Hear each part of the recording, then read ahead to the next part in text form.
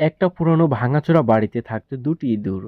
বাড়ির পাশেই ছিল সবুজে ঢাকা একটি ধানের ক্ষেত। তারা প্রতিদিন সন্ধ্যার পরে লুকিয়ে লুকিয়ে সেই ধান ক্ষেত থেকে দানার শস্য কেটে নিয়ে আসতো। তারপর বাড়িতে বসে এক কোণে বসে দুজনে মজা করে ধান মিলে খেত। ধীরে ধীরে প্রতিদিন এত ধান খেত, খেতে তারা দুজনেই বেশ মোটা হয়ে গেল। কিছুদিন পর মা ইঁদুর বুঝতে পারলো যে সে গর্ভবতী। বাবা ইঁদুর খুব খুশি হলো।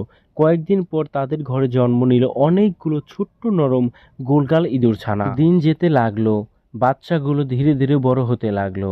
তারা মা বাবার সাথে বাইরে বের হয়ে খেলাধুলা করত, ছোটাছুটি করত আর ধানের ছোট ছোট দানা কুড়িয়ে খেত। ইঁদুর পরিবারের আনন্দ আর যেন ধরতো না।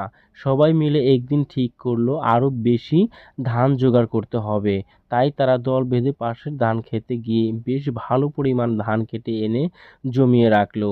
এমনকি বাড়ির মাটির নিচে খুঁড়ে তারা একটা গোপন জায়গায় বানিয়ে ফেললো, যেখানে ধানগুলো লুকিয়ে রাখা যায়। কিন্তু বিপদও খুব কাছেই ছিল। সেই বাড়ির আশপাশে ঘুরে বেড়াতো একটা বড় কালো ভয়ানক দেখতে বিড়াল। সে প্রতিদিন চেষ্টা করতো ইঁদুরদের ধরে ফেলতে। কখনো চাপা পায়ে এসে তাদের পথ আটকালো, কখনো ঘরের সামনে লাফিয়ে পড়লো। কিন্তু ইঁদুরগুলো ছিল খুব বুদ্ধিমান।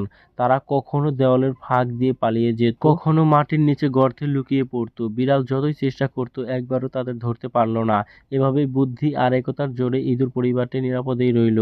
আর তারা প্রতিদিনই আনন্দে একসাথে ধান খেয়ে খেলাধুলা করে দিন কাটাতে লাগলো।